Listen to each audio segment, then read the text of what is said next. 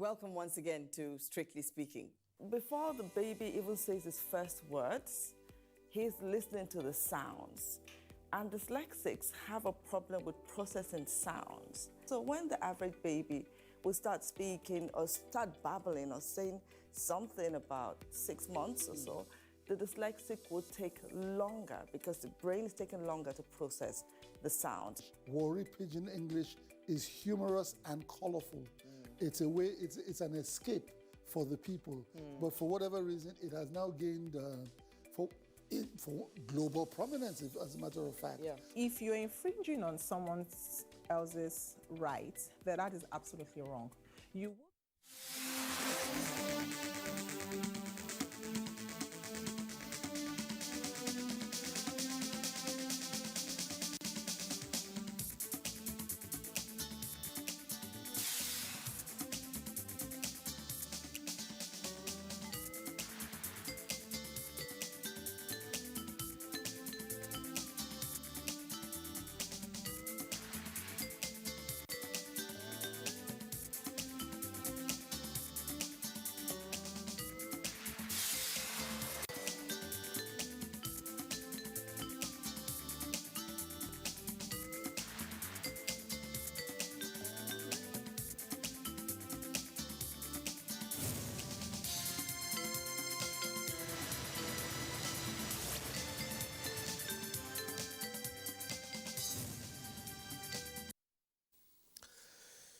Hello and welcome. This is NTA Tuesday Live and I'm Cyril Stover.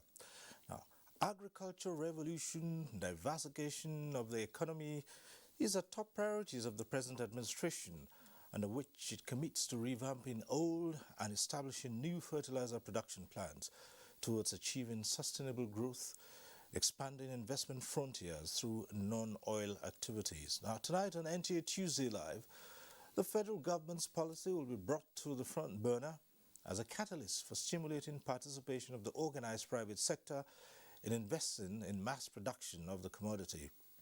A pointer to this initiative was when President Muhammadu Buhari inaugurated a 2.5 billion naira urea and ammonia fertilizer plant to boost domestic production and target foreign markets. This will be a main focus for our discussion tonight. But before we go into that, let's get to see this report by agriculture correspondent Musa Aliu. By 2015, Nigeria was one of the countries with the lowest application of fertilizer to improve yield per hectare. The application of fertilizer was about 6.1 kilogram per hectare, while the world standard commendation was 15 to 20 kilogram per hectare. Investigations show that availability and accessibility of the farming input were the major constraints then. The available fertilizer blending factories in the country went under, with government depending on importation to meet farmers' demand. The issue of subsidy before, that was what killed the fertilizer. This, however, changed in 2016 when President Muhammadu Buhari inaugurated the Presidential Fertilizer Initiative. The initiative was to support domestic blending of NPK fertilizer in the country with subsidy attached to each bag produced. A bag was sold for 5,500 naira as against the initial price of 13,000 naira. This has therefore increased per head fertilizer application from an average of 6.1 kilogram to about 20 kilogram per hectare. Our mega urea production facilities, Nigeria is definitely a player in the urea space. I would therefore like to thank members of the Fertilizer Producers Association once again for this very patriotic backward integration project. Through these investments, you are double blessed as you are making profits and bring prosperity to millions of Nigerians working in the agricultural value chain. Documents available to NTA show that the Presidential Fertilizer Initiative within 4 years facilitated the production of more than 30 million bags of NPK 2010 and resuscitated 41 blending plants from an initial number of 4 plants at the project inception as well as foreign exchange savings in excess of $350 million. Today, many nations who rely on fertilizer import are facing acute fertilizer shortage. Nigeria remains one of the few countries in Africa and indeed the world where fertilizer availability is not an issue.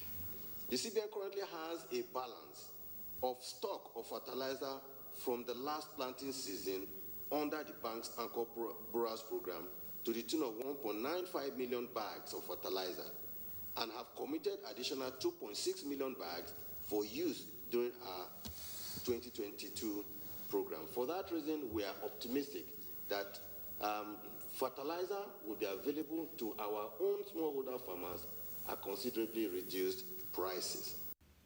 However, investigations reveal that farmers are not getting the farming input at 5,500 naira per bag.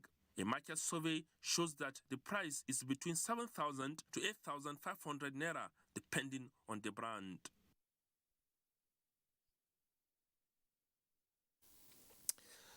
All right, that report sets the tone for tonight's discussion. We'd like to start off by introducing our guests. I'd like to welcome to this program Ardo Ishaku Buba. He's Deputy Director, Input Use, National Agricultural Growth Scheme and Agro Pocket, the Federal Ministry of Agriculture and Rural Development. Thanks for being with us here tonight. Thanks for having me. Thank you, viewers. Let me also welcome to this program Gideon Negedu, is Executive Secretary, Fertilizer Producers Association of Nigeria and member Presidential Fertilizer Initiative. Thanks for being with us tonight. Thank you for having me. Okay. Also joining us tonight is Kabiru Farah, is farmer and president, Agro Input Dealers Association of Nigeria. He joins us from our Kanu Network Center. Thanks for being with us tonight. Thank you for inviting me. As we always do, we acquaint you with the procedure of this program. At some point in time, we'll open the phone lines and you can get to be part of the discussion in the studio. But at that time, we'll also remind you of what you need to do in order for you to have a seamless participation in the program. But back to the present, we've introduced our guests. Would like to once again welcome them and start off by looking at the situation of fertilizer distribution in the country today, and that's against the backdrop of what it used to be like. And easily, the first question would be, how sufficient is Nigeria in fertilizer? Let's turn to our first guest, Ardo Ishaku Buba. Thank you. Thank you, moderator. Nigeria currently has sufficient quantity of fertilizer that can meet our needs and excess for export. Why am I saying so? In the past, when we were doing direct procurement and distribution, most of our fertilizers are coming from input. But with the coming of the present administration, under the able leadership of President Muhammadu Buhari and launching of Presidential Fertilizer Initiative, initially we had only 8 blending plants, only 5 are active, and even the 5 that are active, they are not producing to their installed capacities. So with the coming of the Presidential Initiative, the narratives has been changed. The number of blending plants has increased dramatically. The only urea plant that was owned by government before, NAFCON, which was now privatized and renamed by the investors Noteric Chemical Industries Limited, was also producing at a low capacity. But currently we have 3 urea companies. One, the Notoric Industrial Chemical Limited, Indorama LMA Petrochemical Fertilizer Limited based in Port Harcourt, and last year Dangote Fertilizer Limited joined. So urea, which is the major nutrient required by crops, and that is also required by the blending plant as a raw material, we have about almost 7 million metric tons per annum, out of which only 4 million naira 4 million metric tons may be required for direct application and for use by the blending plant. And in addition to that, from the 5 active blending plants, currently we have 114 blending plants in Nigeria. Some are operating at full capacities, some are operating at middle or minimum capacity. And the combined capacity of both the urea plant and the NPK blending plant is sufficient enough to meet our needs and to export to our sister countries like ECOWAS and other African countries. All right. We'll go into greater detail about how all this came about, but let's talk about how fertilizer is sourced and accessed by both the government and the farmers in the country. And we'll turn to the Executive Secretary of the Fertilizer Producers Association of Nigeria, who's also a member of the Presidential Fertilizer Initiative. Okay, thank you very much. Fertilizer today is sourced, if you permit me, I would explain how in the initiative we source these products. We primarily have 4 commodities which are also in themselves fertilizers, which we source to blend in our blending plants. Now, these 4 commodities include urea, which is our main source for nitrogen, phosphorus we source from diammonium phosphate, which is DAP, and then potassium, which is sourced, which is the K, and then we mix them. Now, Nigeria is self-sufficient as far as nitrogen production is concerned and the production of fillers is concerned. So 64% of what we require for generic blending is sourced locally. The balance 34% is imported. This is part of the move on the part of government to ensure that we foster import substitution and promote what we have comparative advantage in. Today we are able to produce what we call crop-specific and area-specific fertilizers, which is not unlike the generic or fertilizers that we used to import. We can tailor fertilizers to the specific needs of farmers today. As earlier mentioned, the capacity to blend or produce fertilizer in the country has increased by over 800% since the Presidential Fertilizer Initiative started. I must add that what is commendable about this is that these investments are not government investments. This is private sector investment, buoyed in confidence that government has created an enabling environment for the private sector to be able to put up such investments. Okay, thanks for that input. Let's now go over to our Kano Network Center, where the farmer and president of Agro-Input Dealers Association of Nigeria is talking about Kabiru Farah. So give us your impressions. You're a farmer. You've heard the first 2 guests here who have spoken of Nigeria being self-sufficient in fertilizer production. Now, from the perspective of a farmer, can you say this is getting to you the way it should?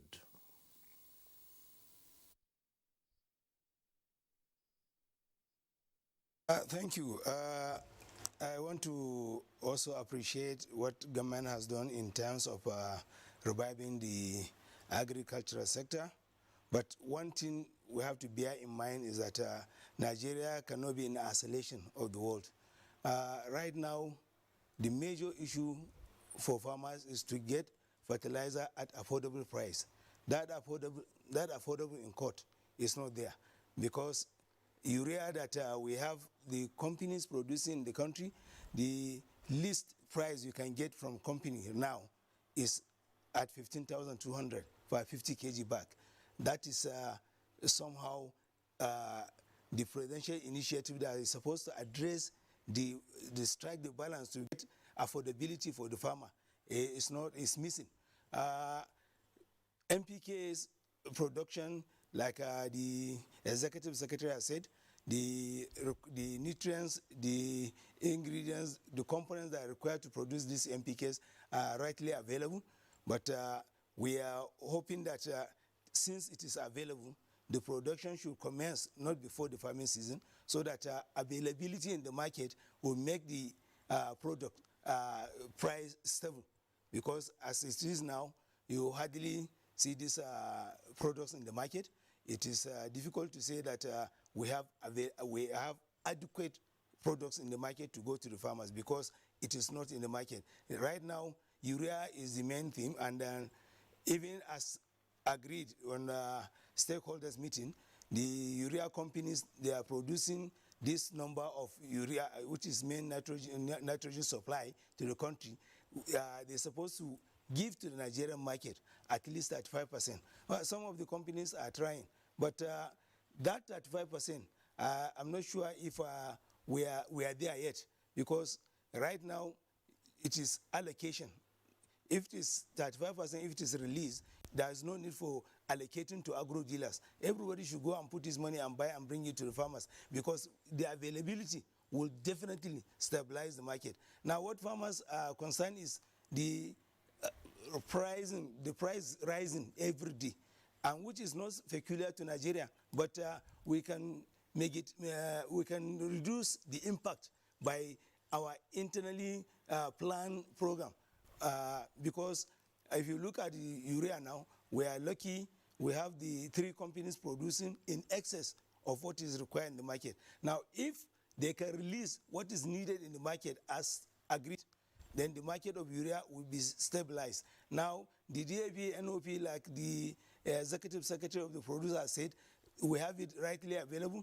Then the members of the producers community should please go into production, so that we don't wait for the farming seasons to start, so that because it's not only the producers, it's not only the agro dealers, it's not only the farmers. The trailers, drivers, the people that convey this product, they are also part of this business.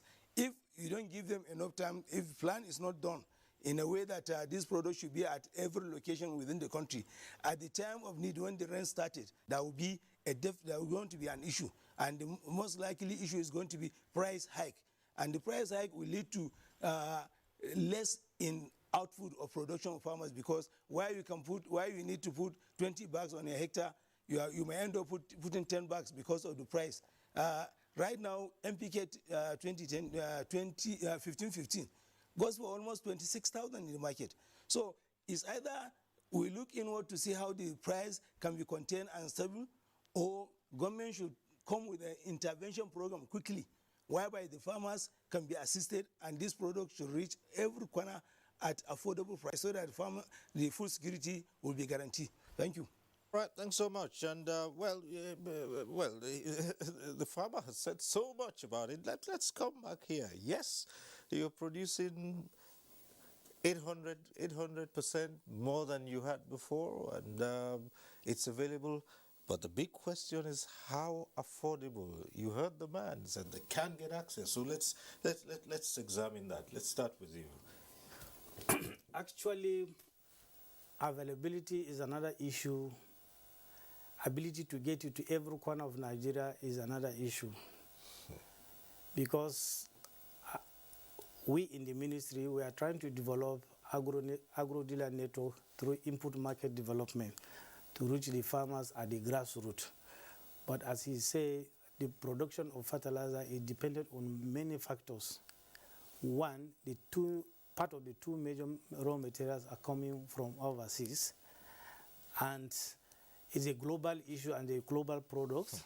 The price is not determined by Nigeria. The product is determined by the producers of those 2 major products, that is diammonium phosphate and muriate of potash.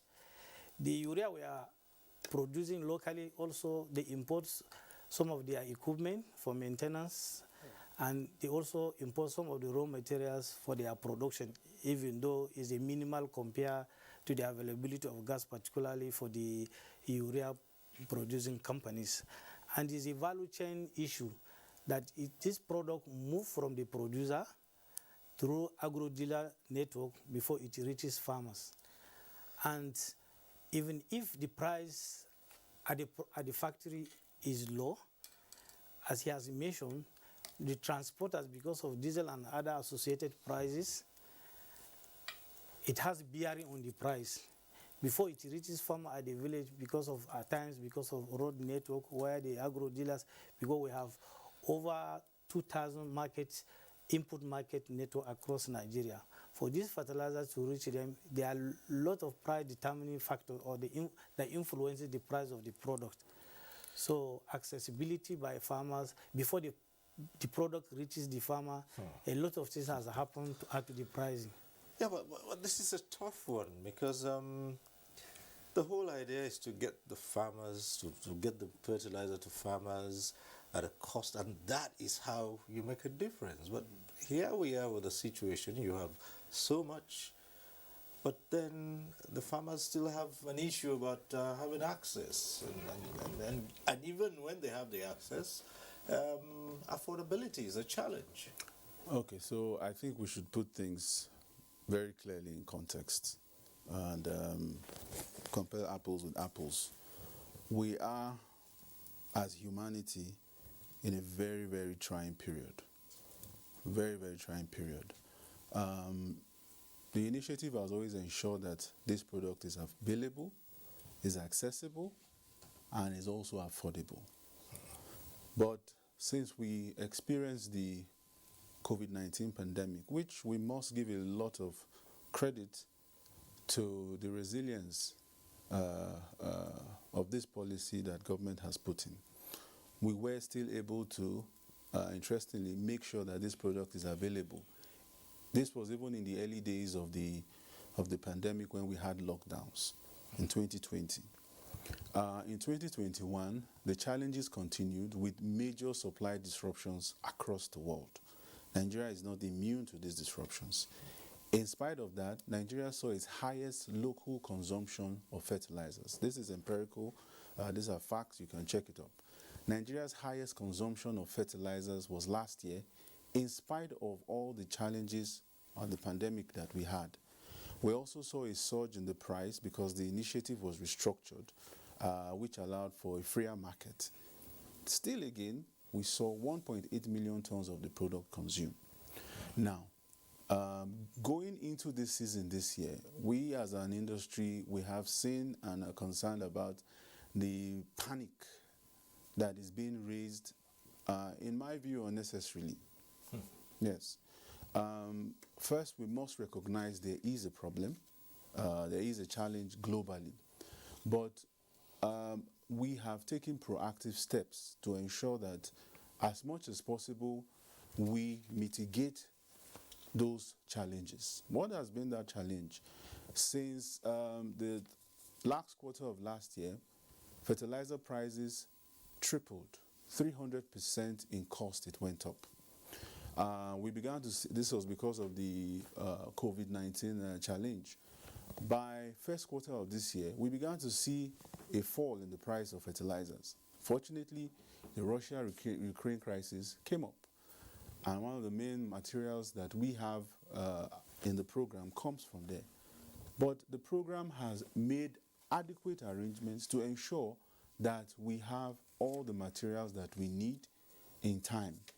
We are opening the season as we speak with sufficient raw materials. Am I saying that we have enough to last the whole season? No. But we are already, as we speak, being restocked. I'm talking about the fertilizer industries.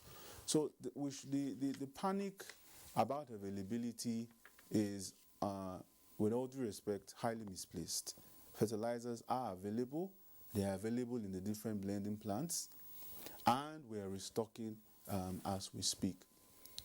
In terms of affordability to farmers, like I said again, the prices of these things have gone up significantly. And as an initiative, we are speaking as a private sector player, working with government, we're trying to see how we ensure that the product is not only available, is not only accessible, but is also affordable to the farmers. So, as we speak, if we do an analysis or compare with other countries, even developed countries, there are reports, from the United States and Europe itself, farmers are saying they have to reduce the acreage in which they will farm because of the high cost of fertilizers. When you compare with other developing countries, Nigeria is in a very good stead. In fact, for Nigeria, we have the pressure of also supporting our neighboring countries. So all these combined are putting pressure on the price of fertilizers. But like I said, it's not a Nigerian problem, it's a global challenge, and we have taken steps to rise up to meet it. All right. We also have a number of reports to complement our discussion in the studio, so we'll begin to take these reports as we go on. The first is from Lagos, and this one is by Michael Lale. Government's initiative in the last 7 years in the agricultural sector is actually shifted towards saving for the rainy days. The realization that increasing population will invariably put constraint on agricultural yield led to prioritizing the enhancement of agricultural value chain. Fertilizer production seems to be the answer, and the present administration capitalized on the country's huge deposit of urea to guarantee food security while expanding its export net. The government also, under the present administration, took the decision to also have a deal with Morocco to buy potash from there, because we don't have much potash in Nigeria. So we can actually produce every NPK fertilizer we need for our use in Nigeria. Private conglomerates are cashing in on this, and from having just 4 fertilizer blending plants 7 years ago, there are more than 50 today. Only Dangote fertilizer plant can satisfy the whole of this nation. We should be self-sufficient, and that will generate a lot of jobs for the youths. Lagos, the commercial nerve center of Nigeria, is not an agrarian community, but houses the world's second largest urea plant owned by Dangote. The 3 million metric ton facility is a giant step in the country's quest of becoming a net exporter of fertilizer, apart from helping to scale up domestic usage by farmers by more than 50%.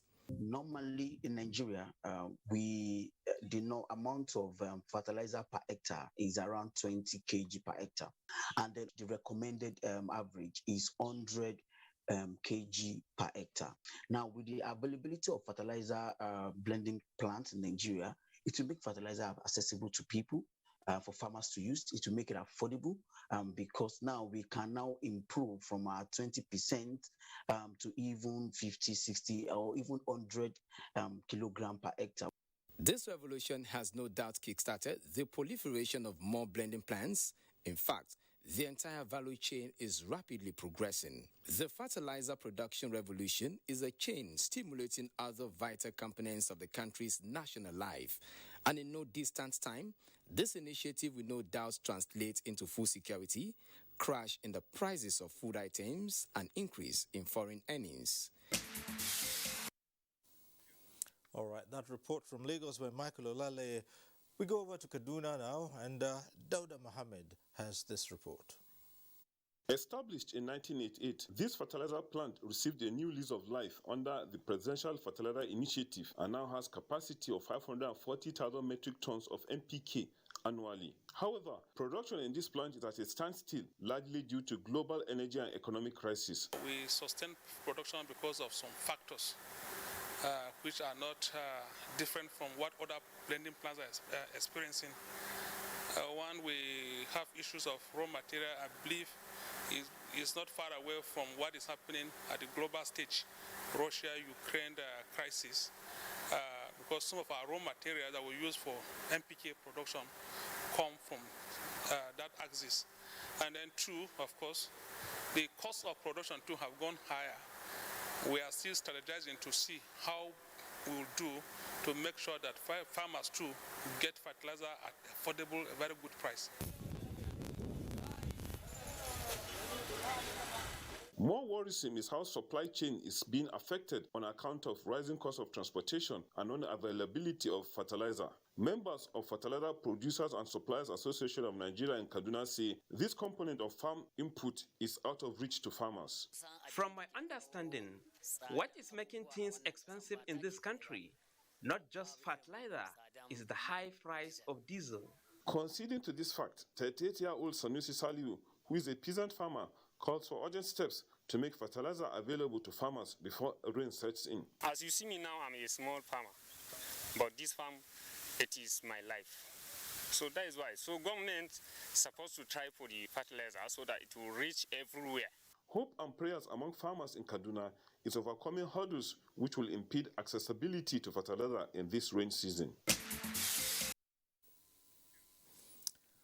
All right, that report from Kaduna by Dauda Mohammed. So back here in the studio, look at some of these issues that have been raised. Now, the federal government initiative is considered as a game changer and expected to impact on the cost of food and even, of course, the availability of food in the drive to be food self-sufficient. Now, with these challenges that have been identified, particularly the ones spoken about by Kabiru Farah and some other respondents on those two reports, how is this progressing?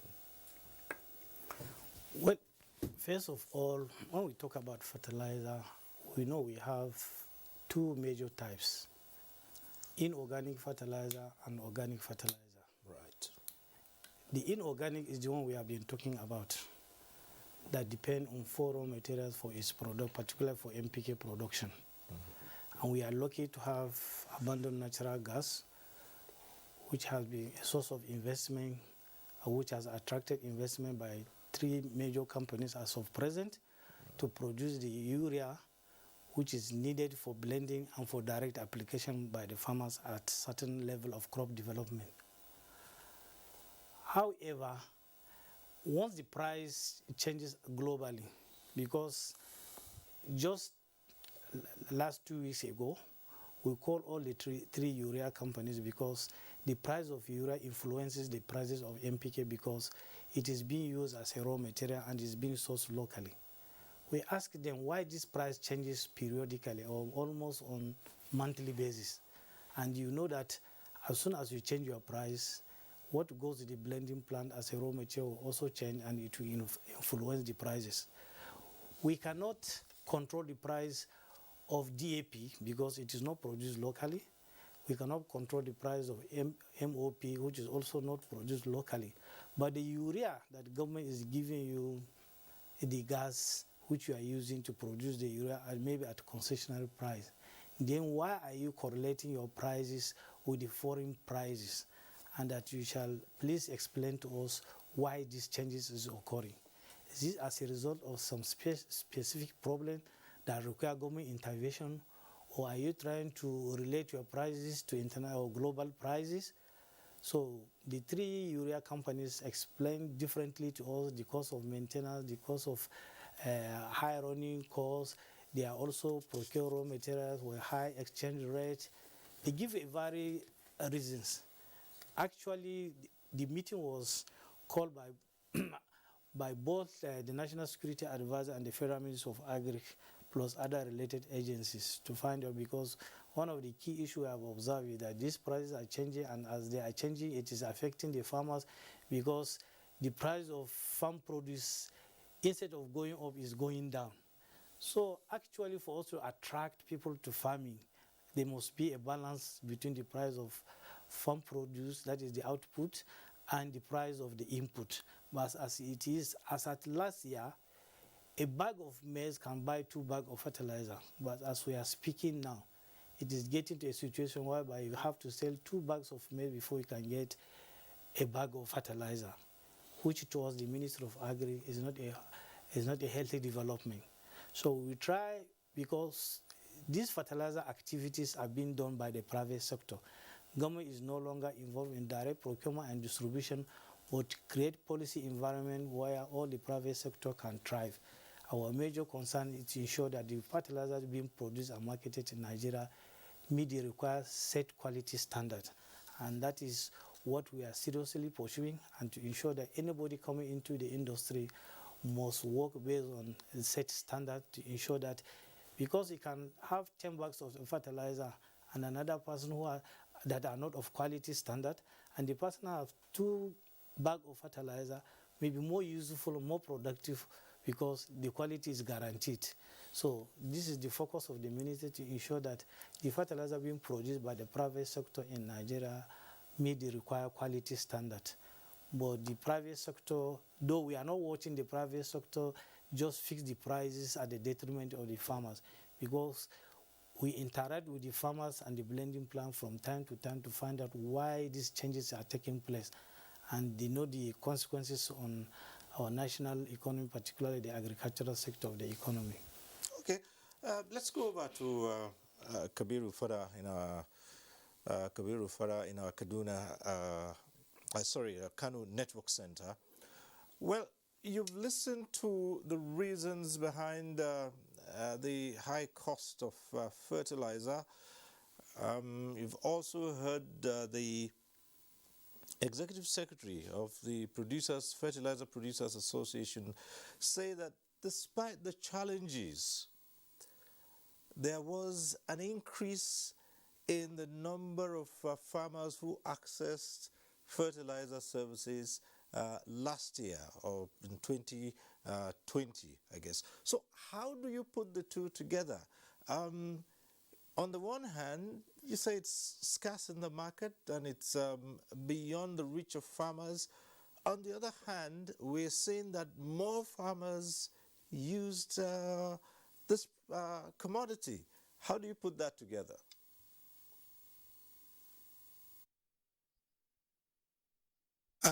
Thank you. And also, I appreciate the Executive Secretary and the representative of the Ministry of Agri. But come to look at things, you cannot compare all the times apple with apples, because Nigerian context is different from other countries. There are things that can become normal in some other countries. In Nigeria, it's not normal. We have adequate material to produce these NPK fertilizers. But as I'm speaking to you, I just mentioned that NPK 1515, I just bought at 26,000 to 1 bag, 50 kg bag. So, like I said, if it is available, it might not go beyond that 26,000. Instead, we can either maintain that or we can come down. But let me look at it a holistic approach to government policy on all this agriculture. Agriculture is the backbone of the economy, and when this government come into power, there are 3 programs this government approved, and as to my knowledge, none has been cancelled. One is the Anko Boros program, which is led by the Central Bank of Nigeria, which has been successful. Farmers producing rice and maize, they were taking care, they are giving loan without interest, and they are producing. Thank God, we thank Nigeria and the CBN for that effort. Then there comes the Presidential Fertilizer Initiative, which, because of that activity, raw material was sourced from Morocco, especially the one produced outside.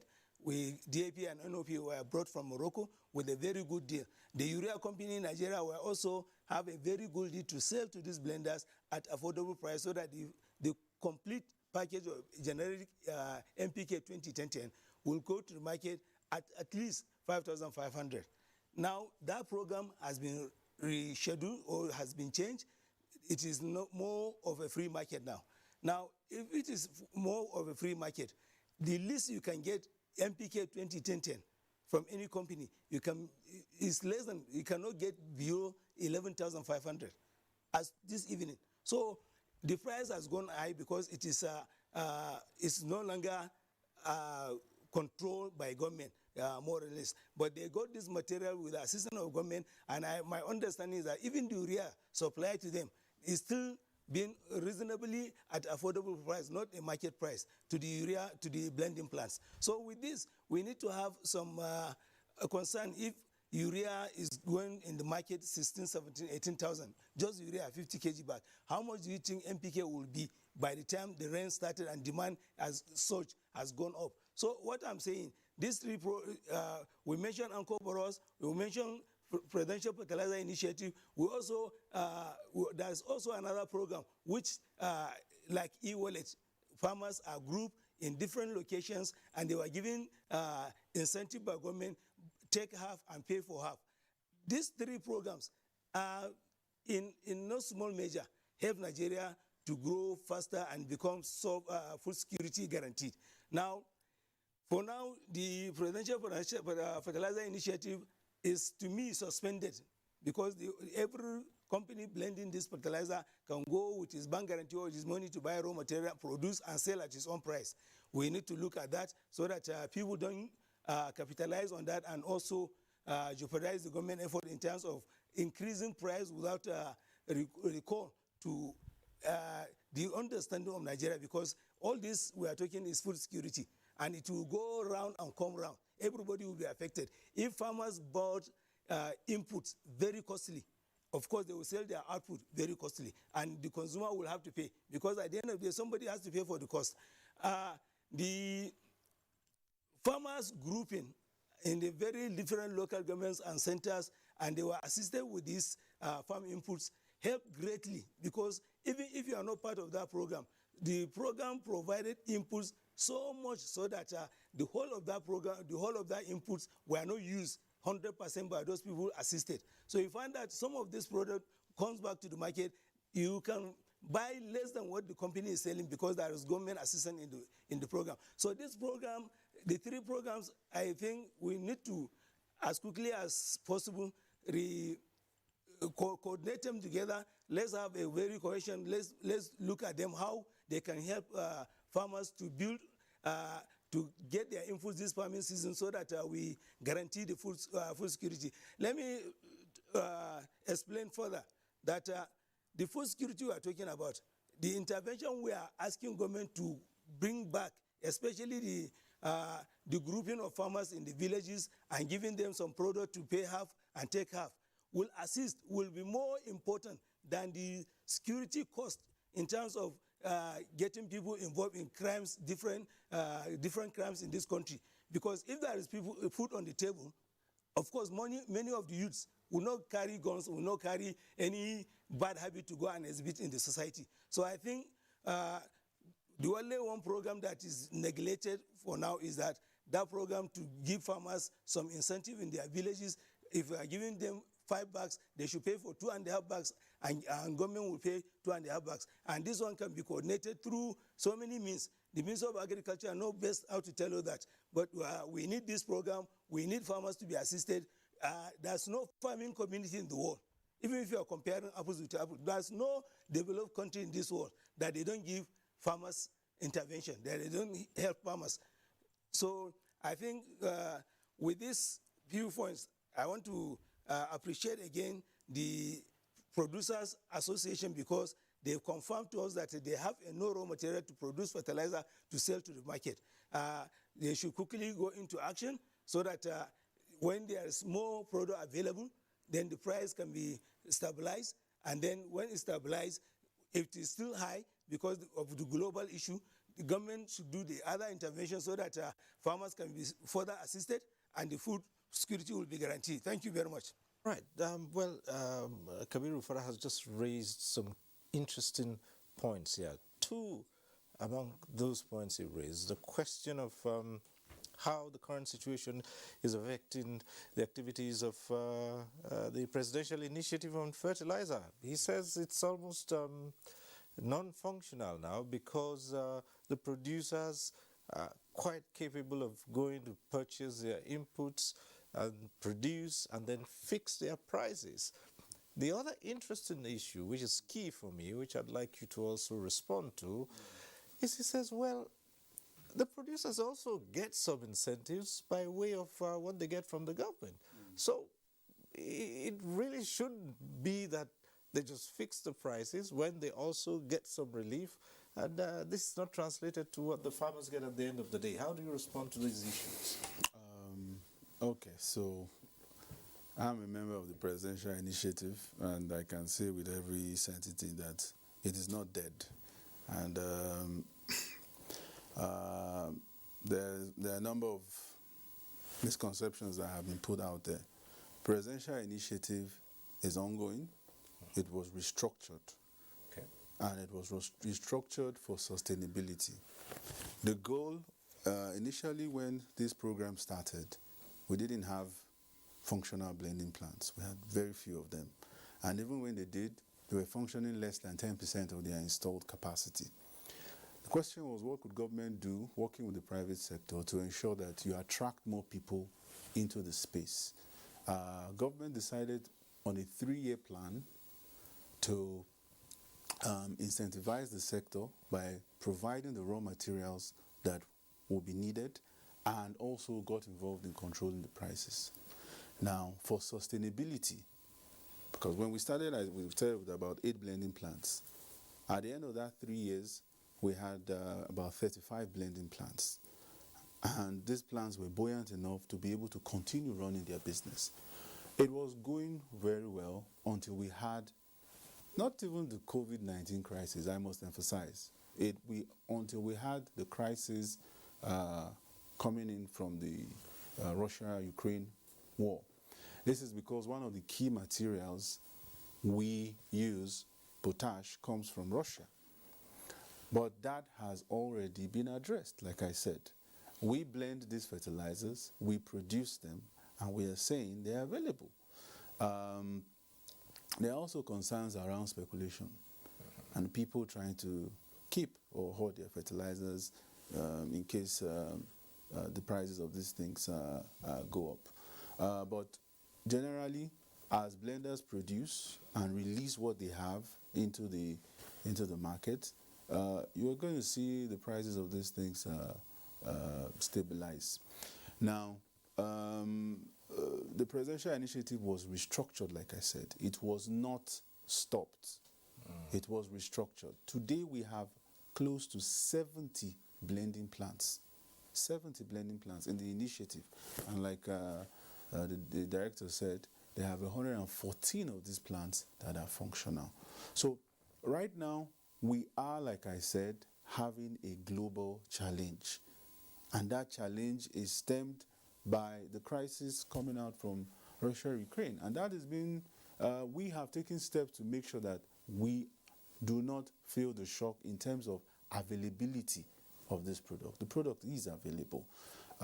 With respect to whatever support working with government we can do to ensure that the farmers don't bear the brunt of this, I want to say that we are doing that as we speak. I'm a private sector business person, and I can say we've gotten a lot of support, Some we may not be able to discuss on air because of how confidential they are. Government has gone into strategic partnerships with key production countries, of which we are beneficiaries, to get discounts, major discounts that is being pushed into the price. These were actions that were taken before now so that you mitigate against some of what we're experiencing now. So, again, I want to allay fears. Availability is not a challenge. We are even, if you like, a victim of our success, which is that a lot of farmers are going to the farm, and that is why you're seeing the price of food drop. Don't forget, we're an input space. We're an input space. If you can't do anything with fertilizers other than use them to farm. So, if you're seeing the high increase or the drop in the cost of food, all right, it is relatively because more farmers are farming. But we do recognize that this is a particularly interesting year, given the crisis that we have as we speak. At the expense of sounding like a broken record, we have, working with government, taking steps to be able to mitigate against those challenges so that the product is available. And anybody can check. It's not difficult to. Success does not know where to hide. Okay, it's everywhere. Blending plants. I saw a report on blending plants on concerns about stock. I don't know what time that report was taken, but these plants are being restocked as we speak. New stock has arrived. When I mean new stock, new materials have arrived for this year, and blending plants are loading and taking to their very blending plants to blend as we speak. The only challenge sometimes is that you need all 4 components to blend at once. So when we had one component that you had a challenge with, it has raised a lot of panic. As it's raised panic, it's also raising speculations. So what we're saying is everyone needs to calm down. There's product. and it will be available for farmers to use. You made an interesting point, which I put to Ado Ishaku Buba. You say, well, the only thing you could put fertilizer to use for is for it to get to the farmers and as an input in production. But we do know that fertilizer was deeply mired in a lot of corrupt practices in the past. It was such a bad situation that fertilizer became a major source of corruption in this country. From the point of view of government, how have you been able to take that aspect out of the chain and ensure that things like hoarding, which was a prominent feature in the past, cannot now happen? Thank you for this important question. As we are aware, where we are today and where we started from is not the same. When the use of fertilizer started in Nigeria, farmers were even sensitized, persuaded to use fertilizers. Until such a time, majority of them started knowing the value of using the fertilizers. Government went into direct procurement and distribution. And then, government was the only sole procurement of this commodity. At a later stage, when the demand has started increasing and more farmers are going into the use of fertilizer for their production, government has said the fertilizer subsector shall be privatized so that the private sector shall come and invest in the fertilizer. But because of the supply gap, government still intervene because these products are coming from overseas by then. The local production is still at minimal level. So as at then, because the quantity of fertilizer made available to the farmer in the country was at a minimal level, it became a competitive issue. So many farmers are chasing the issue of demand and supply. When the demand is high and the supply is low, definitely there is the issue of hoarding, there is the issue of preference and the rest of them. So as a result of this activity, government introduced a scheme whereby instead of contracting this product, government said no, we are creating a market network across the country where the agro dealers will provide this important input, not only fertilizer, including seed, including agrochemicals, and the fertilizer also inclusive of organic fertilizer, biofertilizers, and micronutrients at their doorstep. They pay half, and the government pay the corresponding half. And that has reduced a lot of corruption in the system. So later again, government decided to say, let's pull out, let's focus on quality control to ensure that fertilizer being produced in Nigeria meet the required set standard, where whatever quantities are made available to the farmer, it will be useful for him. Rather than heavy quantity, you have quality. So as we are speaking today, government is no longer, as part of the corruption tackling measures, pull its hand out of direct procurement and distribution and focus more on quality control. But you know, over the years again, when I'm saying that when the demand is high and the supply is low, and when because of the previous incentive government has brought on board, there's introduction of both dry season and wet season farming. So many people has rushed into dry season, and the river basin has been providing facilities, that irrigation facilities, to encourage people into going into this farming. The surface water dams that are found available across, particularly the northern state, also increase the level of participation in dry season farming. So in the past, as we are speaking, fertilizer is not supposed to be a challenge at this period, particularly in the north, because we are in a dry season period. But because of encouragement that has been put in place in dry season farming, so the farming now is year-round. Even the fertilizer companies are shocked by the demand that is coming to their doorstep. That in the past, we are not used to having demand for fertilizer. If you compare even last year, so the demand for fertilizer during dry season is higher than during wet season. So it's a new thing to them which they need to re-strategize. Around January, February, the 3 urea companies focus on export, thinking that that is a that period is not for production. But when they started seeing pressure from those that in need of fertilizer, particularly for dry season farming, and their attention were drawn to it, they have to pull off from their focus on export. Actually, we have to call them and say, okay, this demand-supply gap that you have created has made the price also to go up.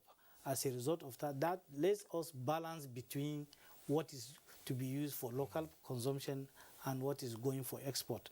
We analyze their production capacities and agree that 35% of their, that is for urea company, 35% of their annual production or monthly production must be set aside for local consumption, and 65% will go for export. And that 65% would be dependent. If there's increase in local consumption, the 65% set aside for export will be reviewed downwards so that we don't have a demand gap in Nigeria. So government has done a lot of things to pull it out wherever it sense something is going wrong. It addresses it by calling a review and looking at its own participation in the program and say that which area can we be able to tackle so that this fertilizer and input generally will be free of corruption and the rest of them. So a lot of measures has gone into play in order to pull government out of direct procurement and distribution to reduce this issue of corruption, and is now focusing on this. The only thing that particularly the Federal Ministry of Agri is not directly involved is in the implementation of the presidential fertilizer to a certain extent.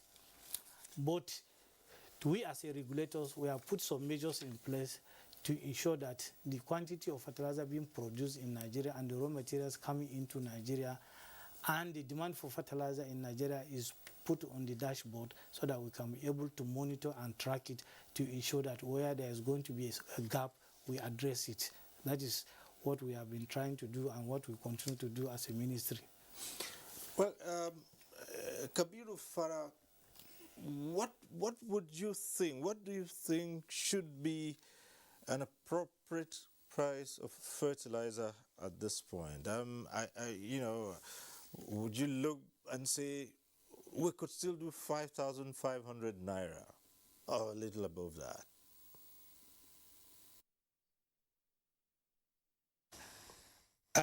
Thank you. Do you know there are things within your control and there are things that are outside your control? Like I said, if the urea company that are selling to the blending plants can sell below that price, that means the production cost of NPK will be reduced. If the DAP and NOP can be sourced internationally and there will be government intervention on that for the producers so that the price can reach them at affordable rate, that means there will be less production costs. Now, with the components of the NPKs and urea, now, I don't think you can get any fertilizer below 10,000, 13,000.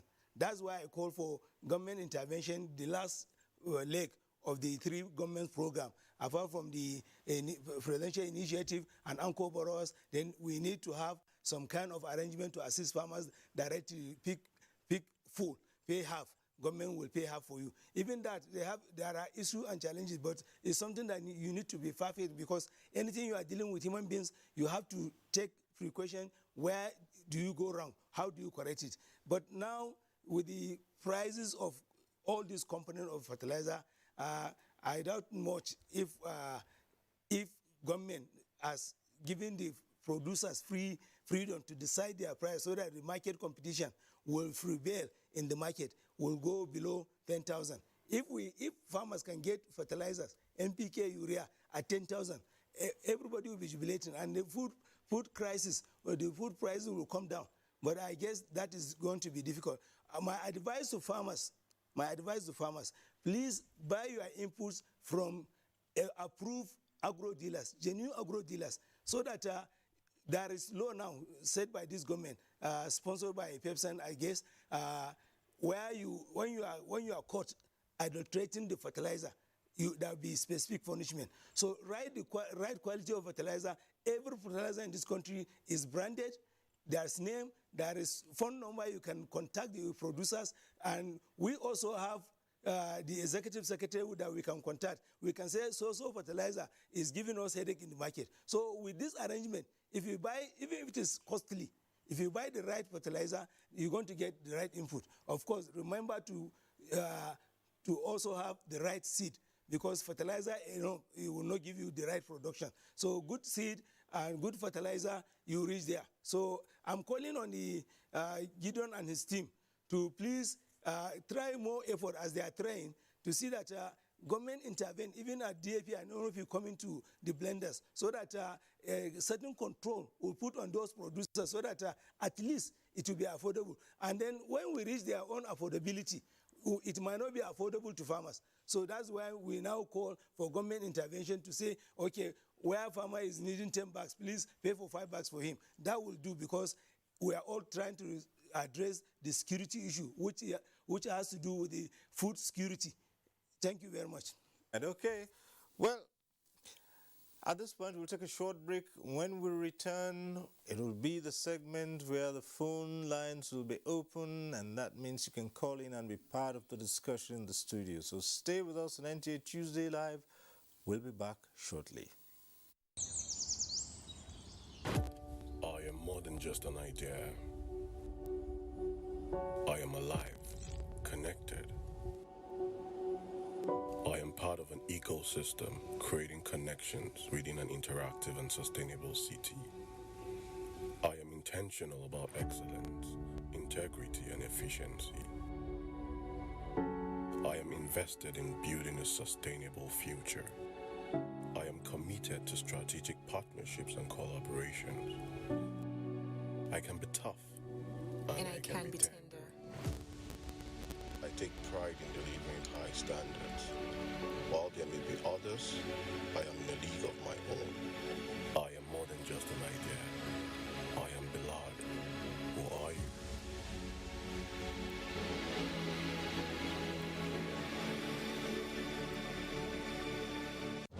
The 157-kilometer Lagos-Ibadan Railway is the first double-track standard gauge railway to be built in West Africa. The Mobolaji Johnson train station is a masterpiece, an infrastructure that is gradually becoming an iconic building in Lagos State. The modern facilities put the station on a world map of train stations. Likewise, other new train stations across the country built to world-class standards. The train and its convenience is indeed an admirable effort, with commendations from Nigerians. This is a station that we have to commend the federal government for putting a beautiful face, empowering us in Lagos State, not only in economic and political arena. I can say that I'm really impressed with the infrastructures in place. Kudos to the Minister of Transportations. Kudos to the federal government. Truly, good things are coming out of Nigeria, and the federal government is deserving of all the applause.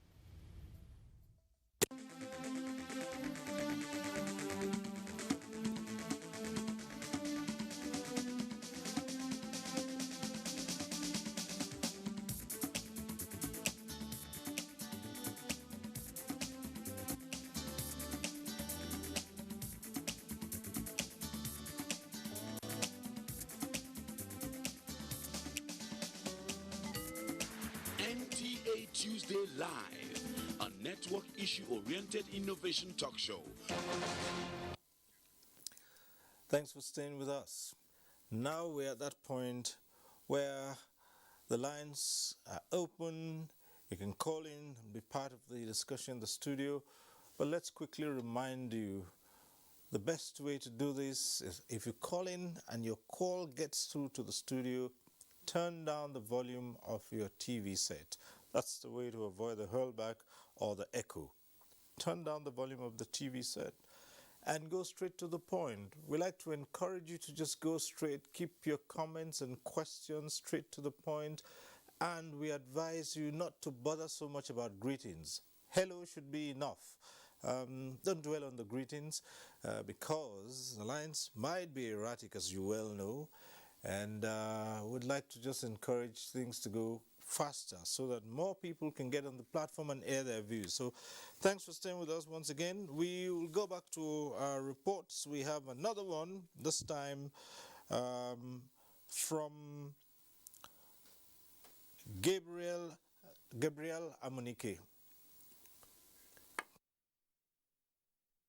Nigeria is a critical stakeholder in the world's agro-allied business and the production of food. The nation has over 200 million people that need to be fed.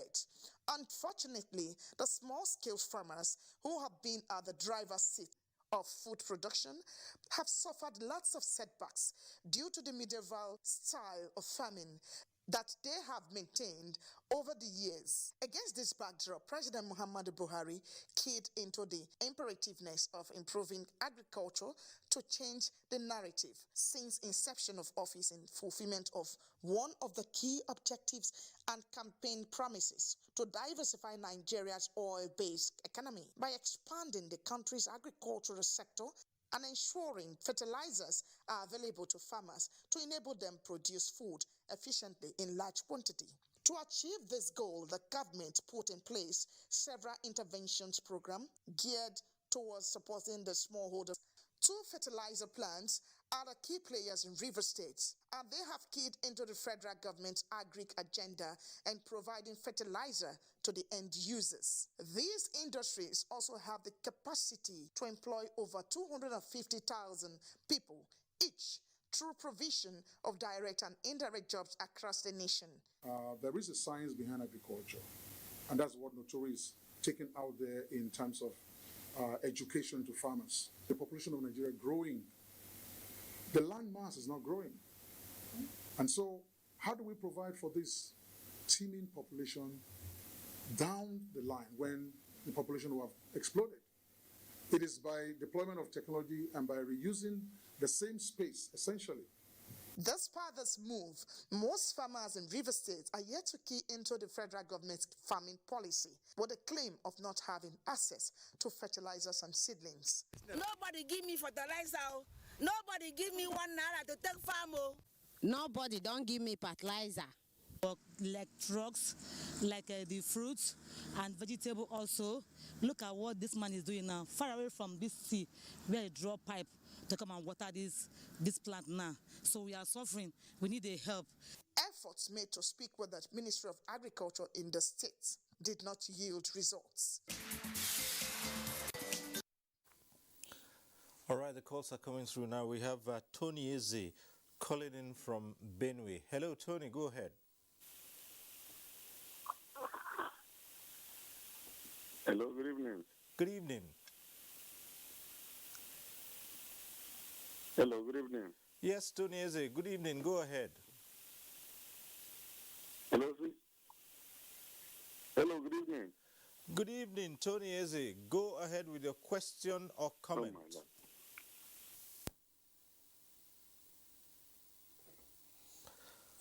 All right. Okay. Just a quick reminder, you call in, go straight to the point. Once your call has been passed through, go straight to the point and keep it short. Okay. All right.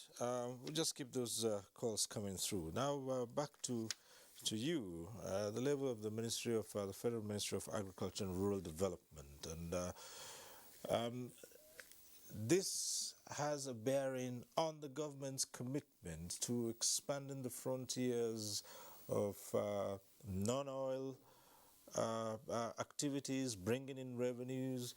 And so today the country is capable of exporting to other neighboring countries.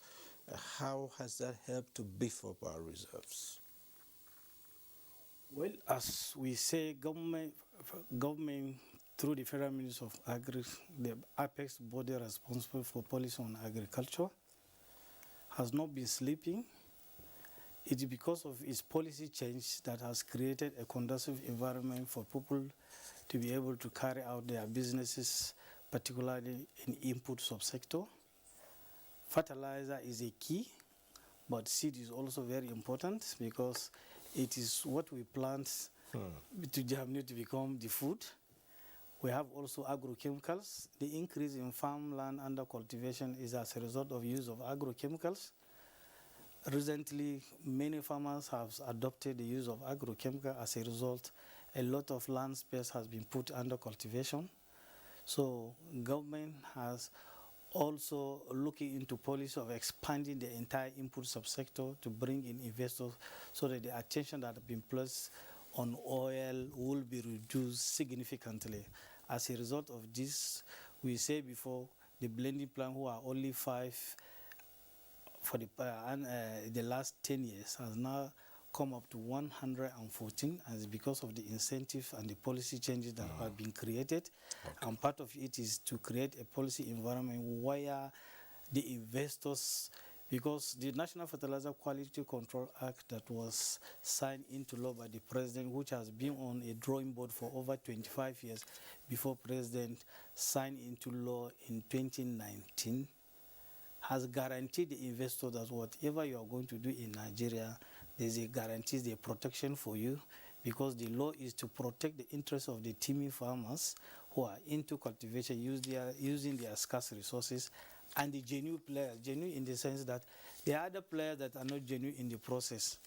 What we said before is that I'm not saying that the non-PFI blending plant are not genuine players, but from the number of blending plants that are in Nigeria, not all of them are under the Presidential Fertilizer Initiative. Okay. Some are operating on their own, sourcing their own raw materials outside the PFI. As a result, even if there was incentives or direct channel for those under the PFI, their own is not directly a channel. So as a result, even if there's a control over the PFI operation, there's little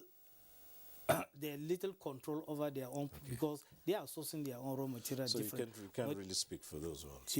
We cannot. Okay. But the only thing that you join all together as a minister, as a policy, is the quality control. Okay, we'll come to that. But let's go to the phones now. Yahaya is calling in from Kaduna. Hello, Yahaya. Go ahead.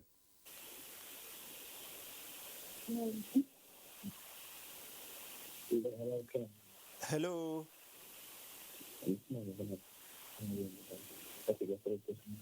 Yes, Yahaya, are you on the line?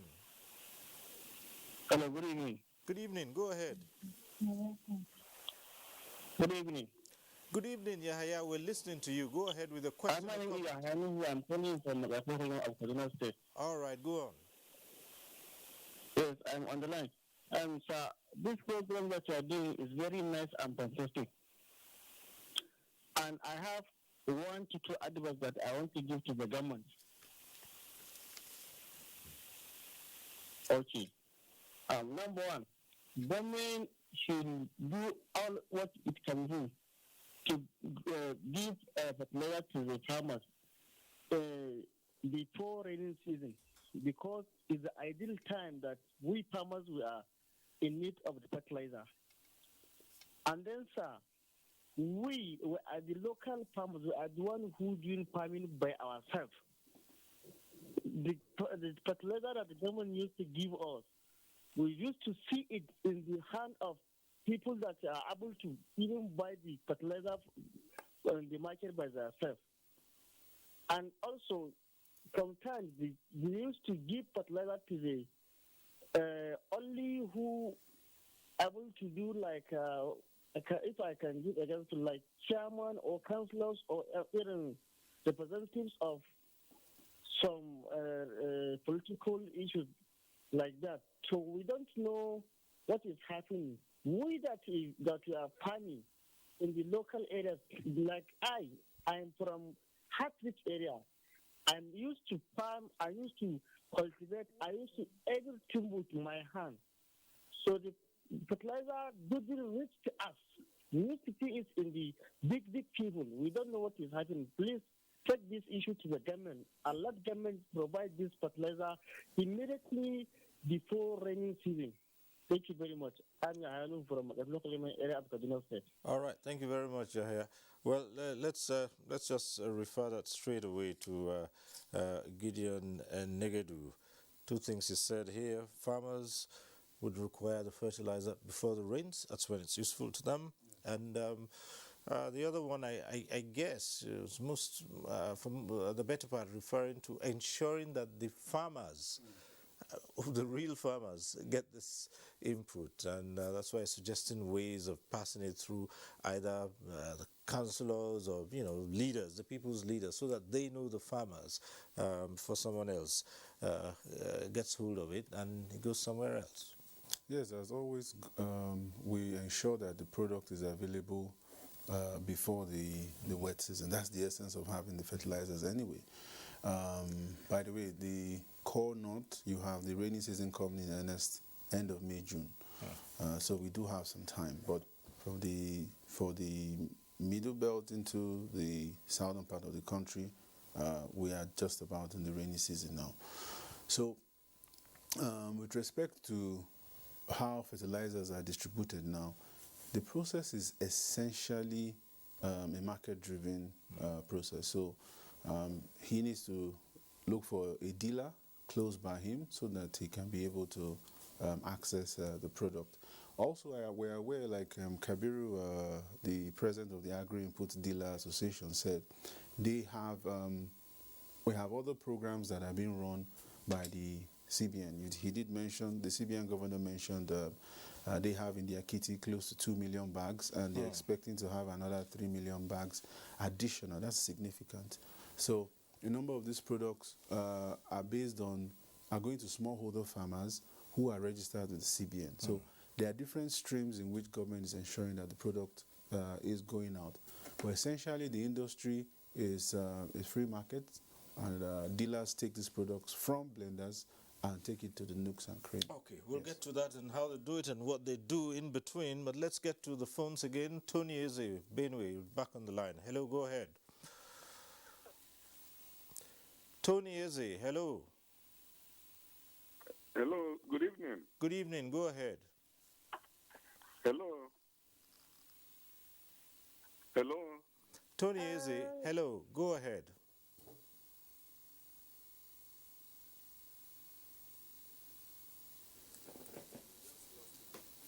Well, it would seem that he can't hear us. But let's return to this other matter of, well, it's market-driven. The dealers take it. But in the end, the whole idea is to be able to provide this fertilizer to the farmers. Yes. Now, given all the scenario you've painted here and what can actually happen, yes. All the challenges, that's why costs are a bit high. But from the point of the dealers to the farmers, what guarantees are there? Who makes sure that this initiative is not sabotaged at that level? Quite frankly, one of the things we observed is, especially coming out of the COVID period, was we need to ensure that the nation is awash with fertilizers. So last year, we produced the highest we've ever done and ensured that the product is available everywhere.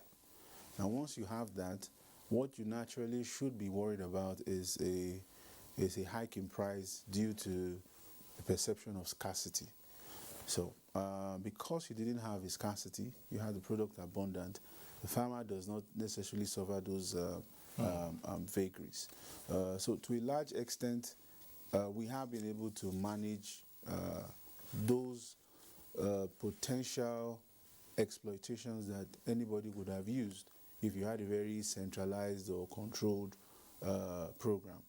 Right now, it's free markets. If you bring your price as a dealer at 10 naira, somebody can bring it there at 8 naira and knock you out of the market. So you will lose, and you will be forced to carry inventory over next year, which is not good for any commodity business. So essentially, those bottlenecks you will see in the past I've So you basically been moved out. Okay, so you don't envisage a cartel arrangement here where, you know, major dealers come together and say, well, we're going to up this, and since it's a cartel we're dealing with here, no one can actually break in there. No, the cartel is broken. Okay. Yes. All right, let's go to the phones. Ibrahim from Adamawa. Hello, Ibrahim. Go ahead.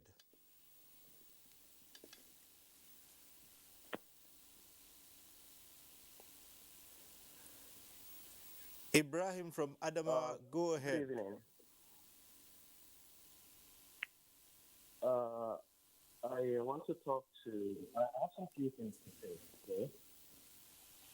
Okay. Mr. Gideon keeps on talking about this availability. The products are available. Okay, and he did mention about government intervention. Okay, which is fine. But Mr. Gideon, what we want to know, or what we want to understand here is when you talk about government intervention, though you did mention you don't want to go to details because of how crucial or how whatsoever it is. But to what extent and how? Okay, and what is the effect? Because the urea today, like in up north, urea today, you can get a bag of urea like 20,000 naira. Okay, and now if you're saying it's available, these products are available in the market. Okay, but is it affordable? I think these are some kind of issues that we really need to look into. They are available per se, but they are not affordable. Okay, today I went to buy urea. I bought I bought 2 bags for 20,300.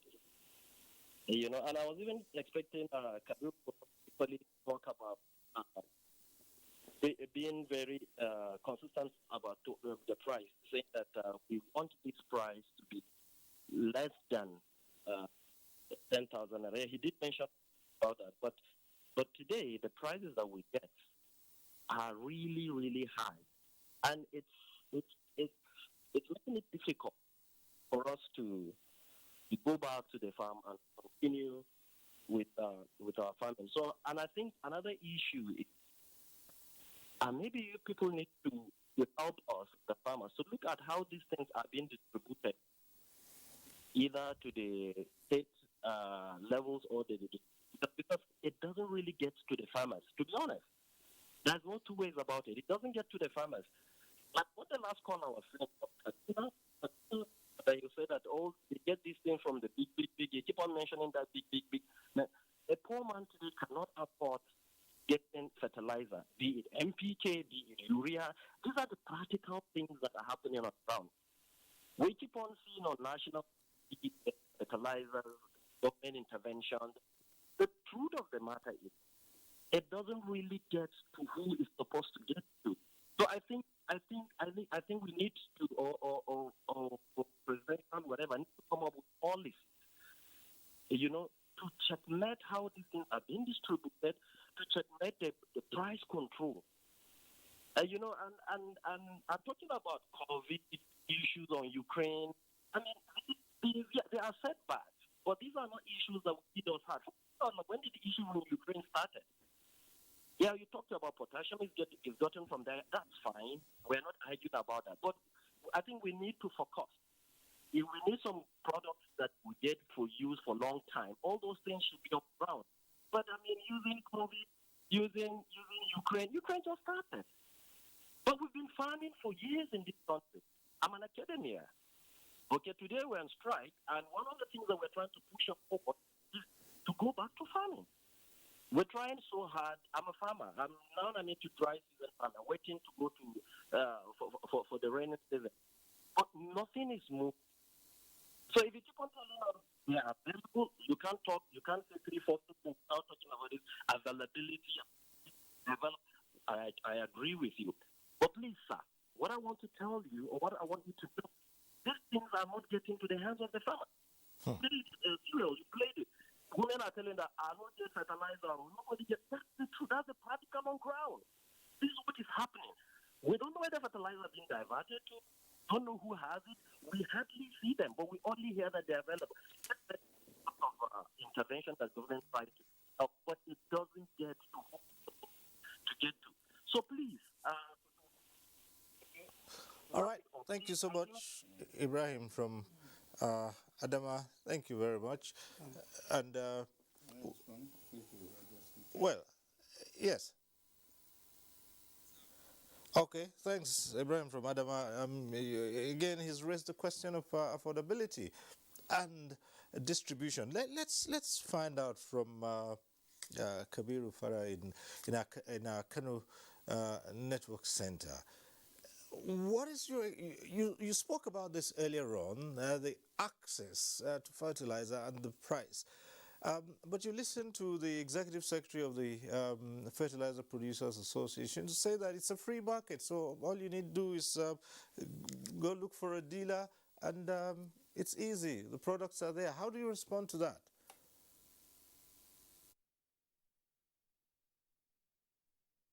Thank you. Like I said, Nigeria is a free market. These companies they're operating on a free market basis. So we need to appreciate that. But even under that free market basis, there are certain ways the government is assisting these companies, the producers, to get these raw materials at control price from Morocco and any other else, especially the one coming from Morocco, because there was a bargain by the federal government to make sure that this input are come and put together so that it will be affordable. Now, as I'm speaking to you, some of the blenders, they are still even having issue with the urea supply.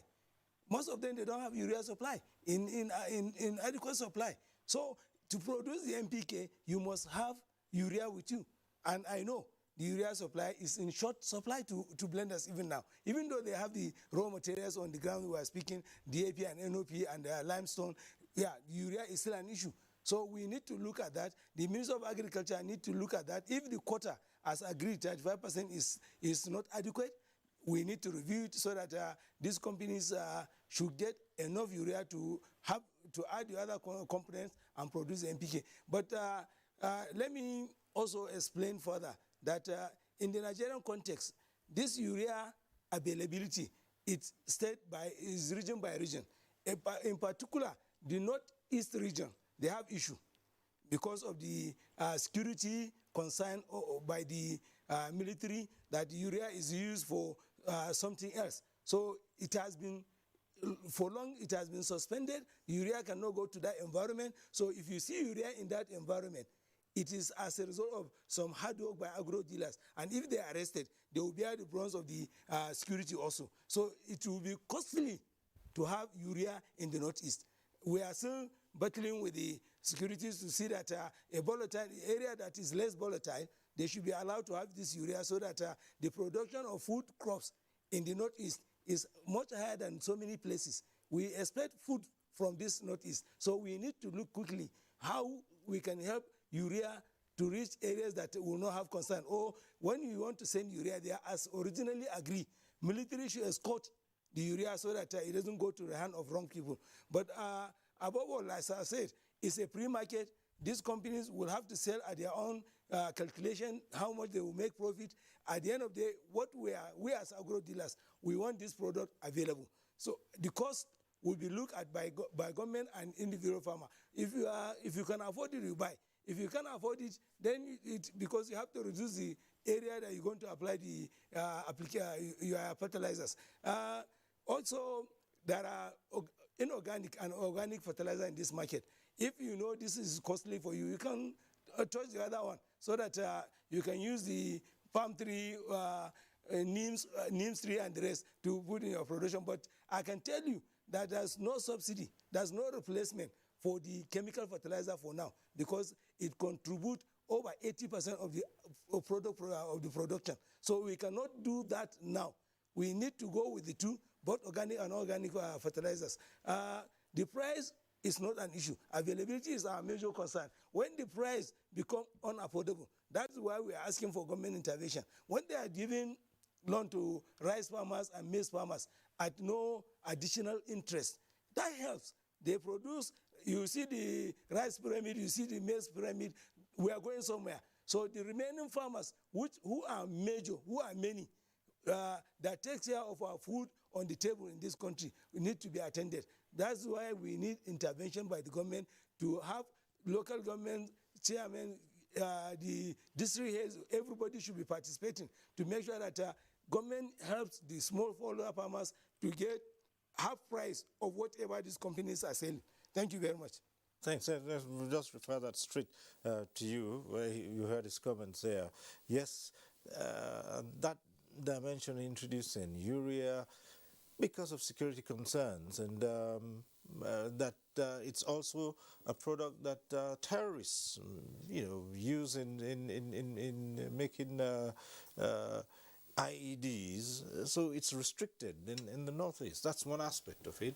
And again, explain to us, when you're done with that, the Moroccan angle here, the Morocco angle here, the involvement in this initiative. Well, first of all, we need to disabuse the minds of the viewers and general public that when government was doing direct procurement and distribution, allocation is being made to the farmers through the state government based on established committees. But now that government has hands off direct procurement and distribution, focusing more on quality control and other policy measures, the issue of accessibility of fertilizer in different locations now is dependent on the concentration of the market operators. If you examine this, the concentration of the companies producing fertilizer, all the urea producing companies are based in, two are based in Port Harcourt, one is based in Lagos. If you check almost all the blending plants we have been mentioning, the number 114, they are concentrated in only few states. That's to tell you that for farmer to get it at another end of Nigeria, which means they have to come and access this product from, particularly if you see Kano now, is almost on weekly basis, new plants are being established. The same thing in Kaduna, the same thing in Katsina, the same thing around KB, Sokoto, Axis. But if you go to some far northeast and other places like the southern state, hardly will you see investors coming to those areas because they look at the demand side. And for agro dealers residing in those far states to come and access this fertilizer, there is no way the person that is near a producing plant or blending plant will be selling because he has easy access to this thing, to the product. But the person residing over 200 or 300 or 1,000 kilometers away, definitely he will add his own cost of transportation, which has high influence on the prices. On the issue of restriction, actually, the four frontline states of Adamawa, Borno, Yobe, and Gombe, there's a restriction on the use of urea and dry blend NPKs. Because most of our blending plants in Nigeria, almost 96% of all the blending plants are doing dry blend. So which means invariably the three products being produced by the three urea producing companies' product cannot reach Northeast frontline state. The dry blend being produced by almost 100 and something blending plant cannot reach Northeastern frontline state of the Northeast because of this restriction. So even if these fertilizers find its way there, you know that it will be at cost because people struggle to get it there. And another major issue is the issue of agro dealer. We shall encourage people in different locations to invest in agro dealership, because if there is no agro dealer in a particular location or local government, which means farmers or whatever have to travel far to go and source for this fertilizer. Okay. The issue of Morocco again. Yes, I'll just ask you to pause there. We'll come to it. Let's quickly take this call from Cyrus, who's calling in from Adama. Hello, go ahead. Yeah, good evening. Good evening.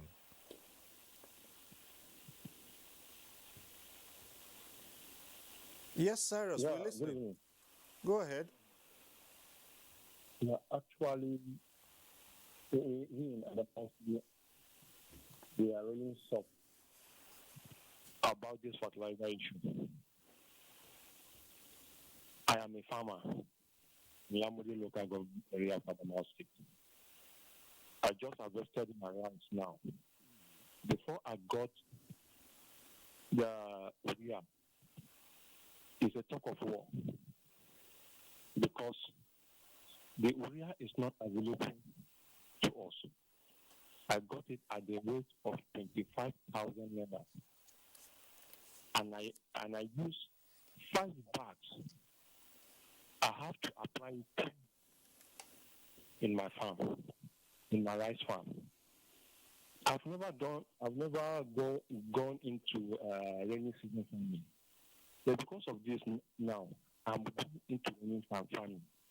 Because most of our farm here is in Lamude local government. We used to farm rice during dry season. So we are really talking about this fertilizer issue. And as you can heard what the other person from Kano said, if the government can assist us in the Northeast, because the Northeast is really suffering about this fertilizer issue, we're not getting the fertilizer, especially the NPK 1515. The ones that we used to get is 2010, and that 2010 we used to buy it at the rate of 10,000, 11,000. So if government can assist, we will appreciate it. Thank you very much. Right, thank you. Okay, also in line with what a number of callers had earlier talked about, but you were going to speak about the Morocco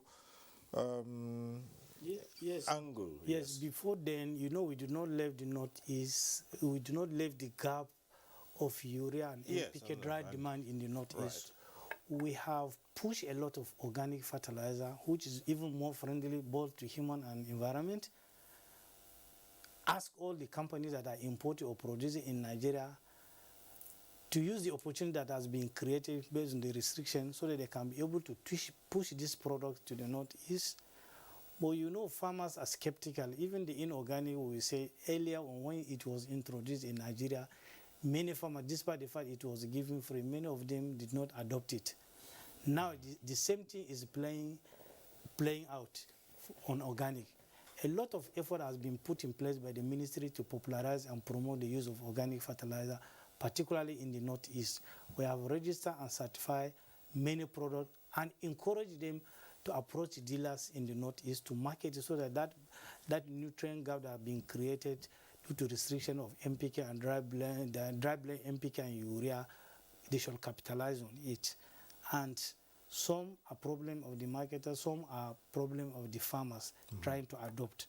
So these are the key things, but the ministry has been pushing the organic fertilizer, which the byproduct is more acceptable across the world. Okay. But be that is as may, the issue of Adama is still emphasized because the people calling from there, we need to inform or educate them that there is a restriction.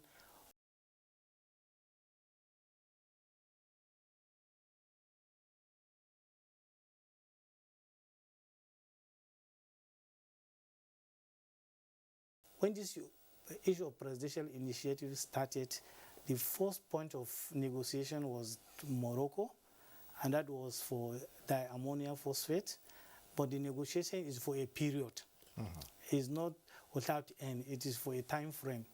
And I believe the initial time the agreement was reached has expired. Okay. So the Morocco now are selling their product at market determined rate. All right. Because it's no longer at that initial price that was agreed upon. Because the time has lapsed. Yeah, the time has lapsed. So also our own urea, because there are other countries that we are also supporting them with our own this thing. But now that it's a private sector driven this thing, you cannot force the private sector to say, go and sell at this. Okay. Emmanuel is calling in from Abuja. Hello, Emmanuel. Go ahead.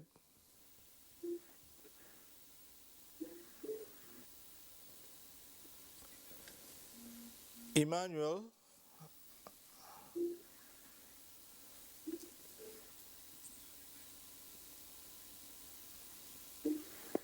Hello. Hello. Hello, Emmanuel. Go ahead. Hello. Can you hear me? Go ahead. You called in. Hello.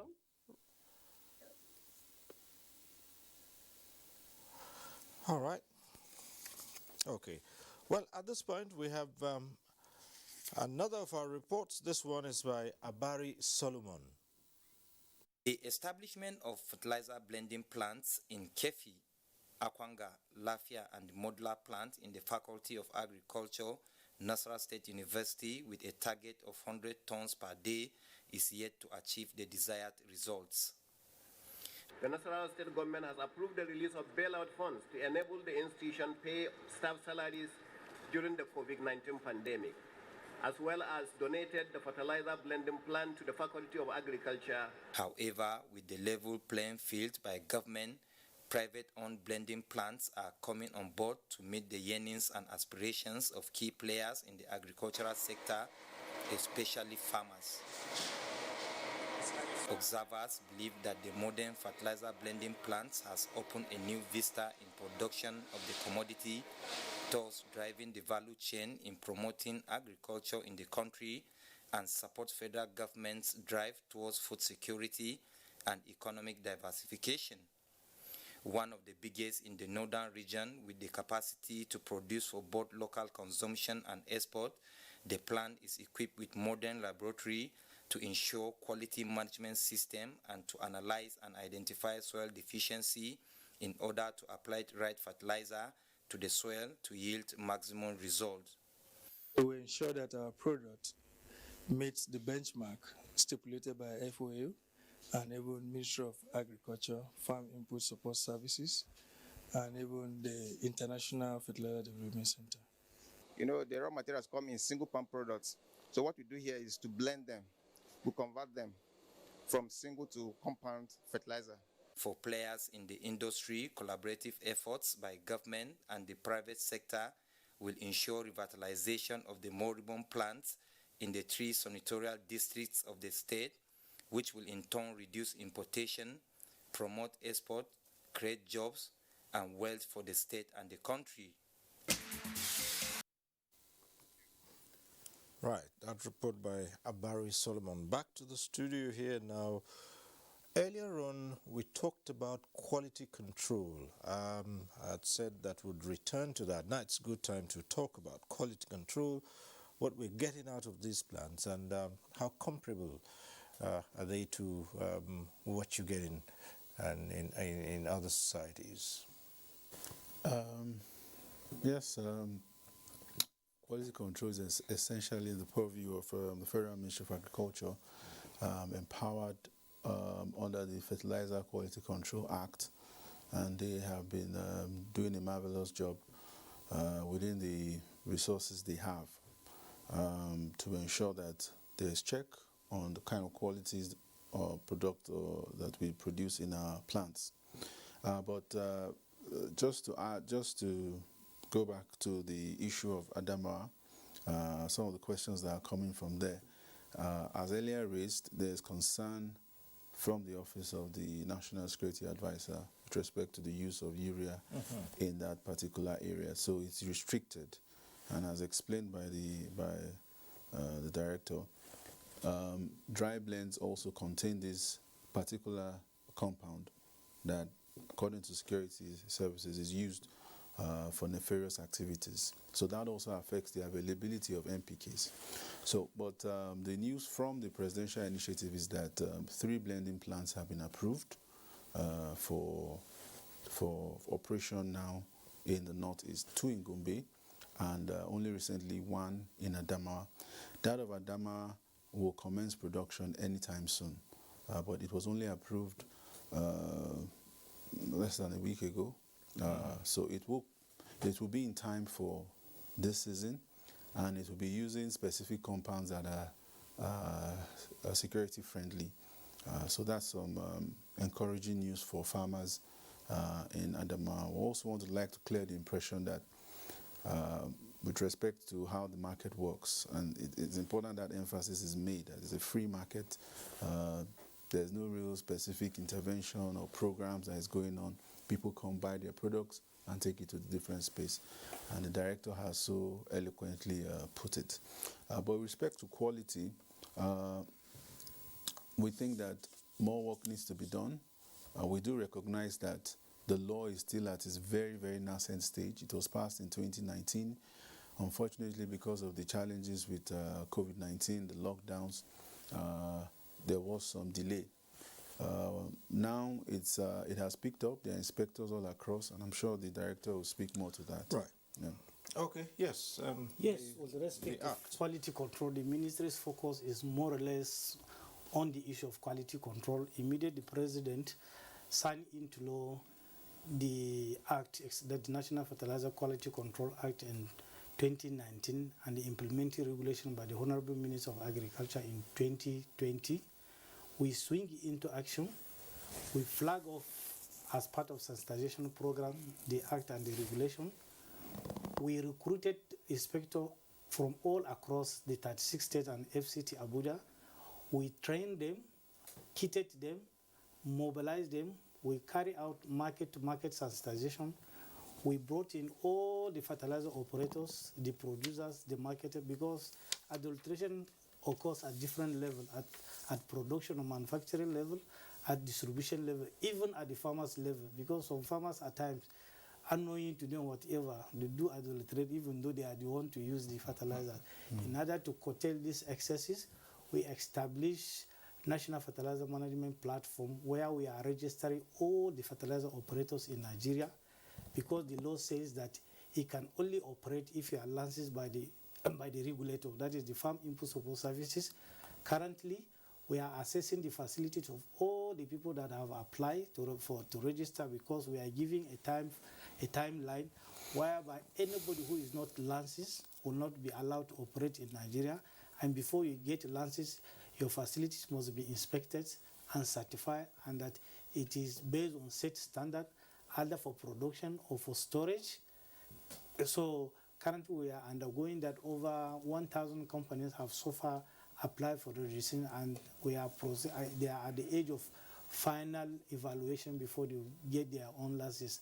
And anybody, as I said, that doesn't have these licenses will not be allowed to operate in Nigeria. The producers will get what is called certificate of registration. The distributors will get what is called sales permit, and it will be monitored. We have what is called tonnage reporting. Whatever you are doing, either you are a producer or distributor, we have to be giving a periodic report on quarterly basis what quantity of raw material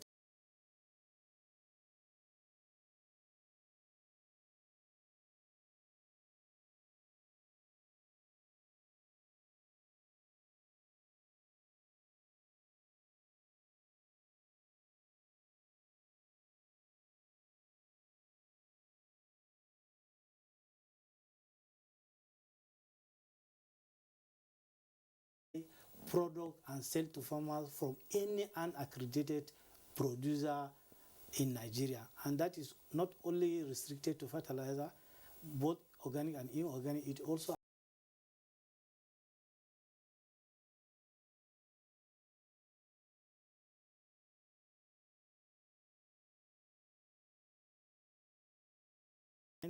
we work hand in hand with the security agencies under the coordination of the National Security Advisor, and our inspectors are on surveillance every time. Anywhere they suspected somebody doing an illegal production and they suspect that the product being produced or being marketed is substandard, a laboratory analysis will be carried out on the product, and if it is found below set standard,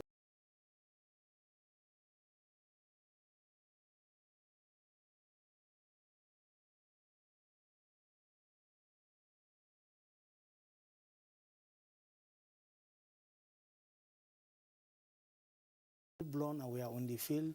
We are covering the entire Nigerian space to ensure that the quality of product being produced and marketed in Nigeria is based on set standard and the formulation that has been approved. Okay, let's go over now to Kabiru Farah, and well, as we begin to wind down on this program, let's hear your closing thoughts on using this initiative to boost production, both for local consumption and export, and in the long run to guarantee food security.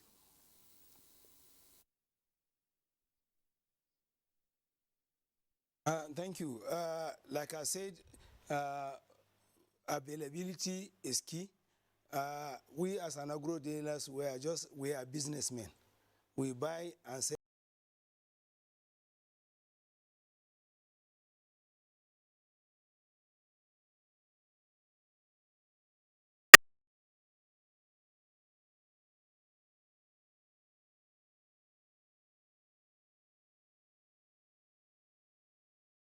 are working together. I am very sure this farming season will come back to the same program here and also thank our Nigerian farmers for doing well done. Now, the last thing I want to also mention on the quality control. The agro dealers in Nigeria, under the supervision of the Minister of Agriculture, FIS in particular, we are registering agro dealers so that any agro dealer that is not a member cannot be a member. And with that, the Minister of Agriculture is recognizing our effort so that if farmer want to buy, you should buy from a agro dealer that has a sales permit, which also has our backing. So if our representative in each state and local government have any information that particular product is not standard, we also take action because we can also remove your license as agro dealership team before even the Minister of FIS takes action. So, like I said, agro dealers who are licensed to sell this product to farmers must also have attachment to particular company as approved.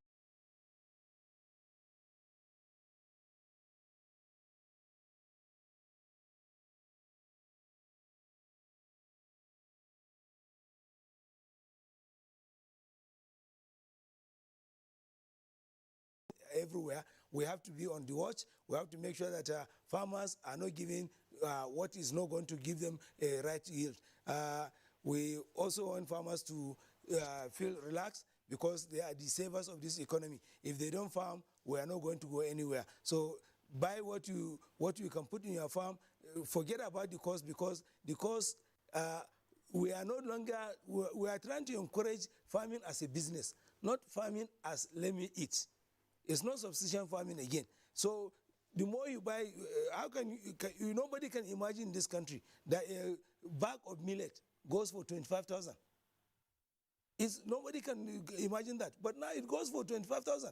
So if farmers are business people, they should look along that line, and any help that comes from the government intervention, because like I said, no government will leave farmers without intervention. That is welcome development. This intervention will have to be looking at even the other players like transporters. Find a diesel at this price. How much will you bring product from Lagos or Port Harcourt to Kano? So these are the other issues that will be continue to be talking so that will be heard, and in a way, either the federal government or the CBN, because they have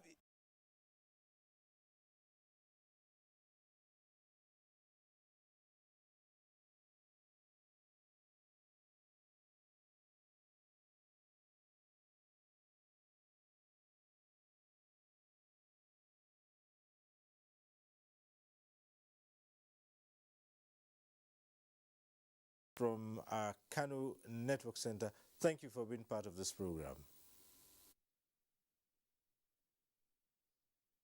Thank you very much. Okay, and back here in Abuja, we'd also like to say a big thank you to Ardo Ishakububa, Deputy Director, Input Use, National Agricultural Growth Scheme and Agro Pocket of the Federal Ministry of Agriculture and Rural Development. It's quite a mouthful, so more like the increase in production of fertilizer. Thank you so much for coming on this program. Thank you, Moderator. Thank you, viewers. All right. For having us on the program. Okay. And also thanks to Gideon Negedu, Executive Secretary of the Fertilizer Producers Association of Nigeria, who is a member of the Presidential Fertilizer Initiative. And you've just told us that the Presidential Fertilizer Initiative is alive and well, and it's just been reorganized. So it's still in place. Thank you for coming. Thank you. All right. And thanks to you too for being part of this program. Next week, we'll be back with NTA Tuesday Live. I'm Cyril Stober. Continue to stay safe.